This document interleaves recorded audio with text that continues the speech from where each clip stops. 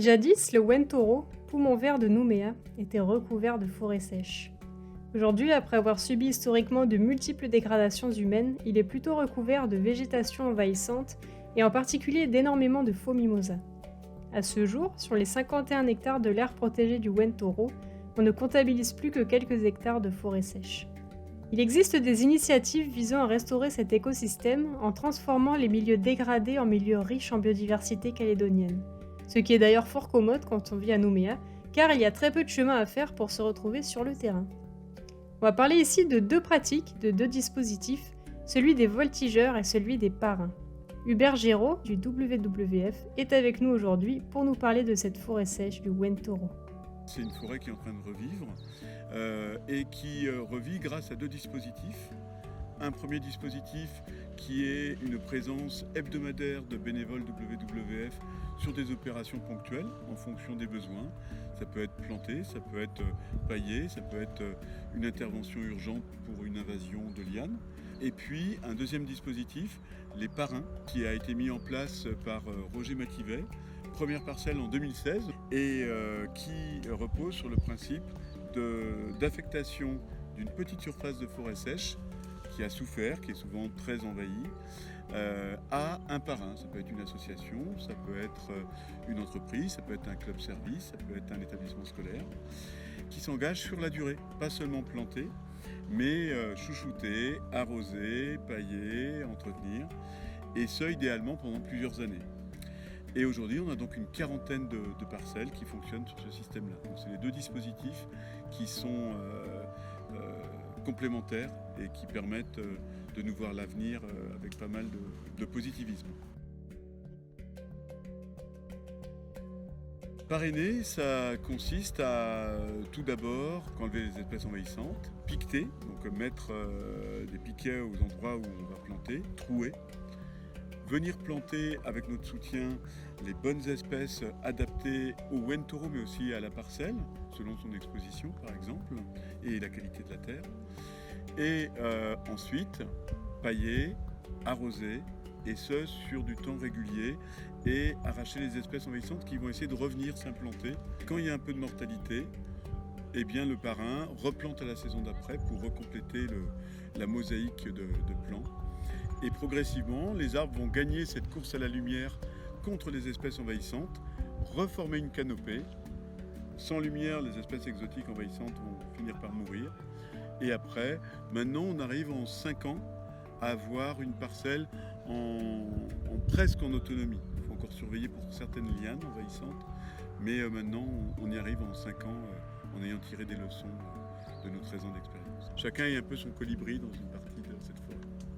Pour résumer, il existe à ce jour 40 parcelles au Wentoro et chacune a son parrain.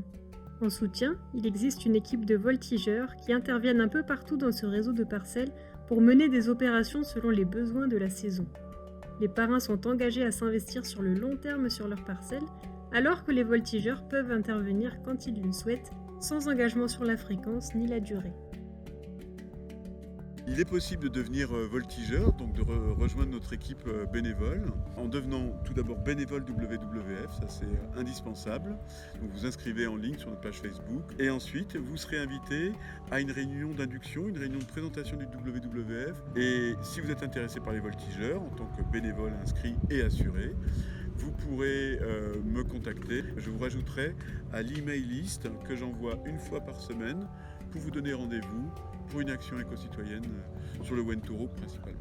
C'est gratuit bien sûr, parce que vous payez en sueur les vendredis soirs, parce que régulièrement, le rendez-vous hebdomadaire est le vendredi en fin d'après-midi à partir de 16h.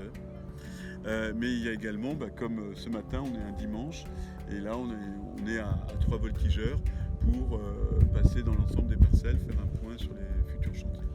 On voit plein de petites graines qui germent et des plantules qui repoussent naturellement, qui sont venues coloniser et qui repoussent naturellement. Nous avons planté plus de 80 arbres, dont 33 essences différentes, et dont des arbres endémiques. On utilise plus d'une cinquantaine d'espèces différentes de plantes de forêt sèche, toutes appartenant au cortège du Grand Nouméa. Le principe, ce sont des espèces pionnières qui résistent comme nous en ce moment au soleil, qui sont héliophiles et qui vont également résister au vent, parfois même certains aux embruns salés, et qui vont de cette manière reconstituer un premier couvert pour permettre aussi de revenir dans quelques années avec des espèces qui seront plus sensibles, qui aimeront davantage l'ombre de la canopée. Donc majoritairement c'est le premier critère qui est important parce qu'on plante en plein soleil généralement. Un deuxième critère qui est important, c'est quelle fonction l'espèce va jouer dans la forêt. Et notre but, c'est pas seulement de ramener de la diversité végétale, où on sécurise d'ailleurs des espèces qui sont rares et menacées sur la planète ici, mais qui en plus vont nourrir la faune. Et on veut faire revenir, et là comme on peut planter un arbre, on ne plante pas un oiseau, on ne plante pas un papillon. Donc par contre on les invite, on leur dresse la table, le gîte et le couvert. Et de cette manière-là, on le voit, et tu peux même le voir en ce moment autour de toi, il y a une multitude d'espèces de papillons qui sont en train de voler ce matin sur nos plantations, et qui sont là parce qu'il y a une diversité de plantes qui fleurissent, avec des nectars nourriciers, mais aussi des feuilles qui vont nourrir les chenilles de ces papillons. Et ça, c'est la deuxième fonction, c'est je vais en poussant, je vais par mes feuilles, mes fleurs, mes fruits, voire ma structure de branches pour faire nicher les oiseaux, attirer la faune qui va revenir prendre possession des lieux. Ça va faire maintenant bientôt 5 ans qu'on est là tous les dimanches.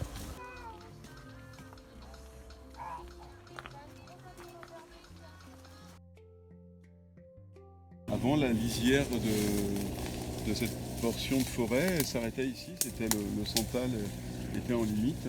Et là, on a reconstitué une lisière qui joue en plus un rôle de brise-vent, qui conserve donc l'humidité résiduelle du sous-bois. Et donc c'est beaucoup plus favorable, moins de stress pour la végétation. Et donc progressivement, le retour d'une forêt sèche diversifiée. Et on sait bien que plus une forêt est riche et diversifiée, plus elle est résiliente.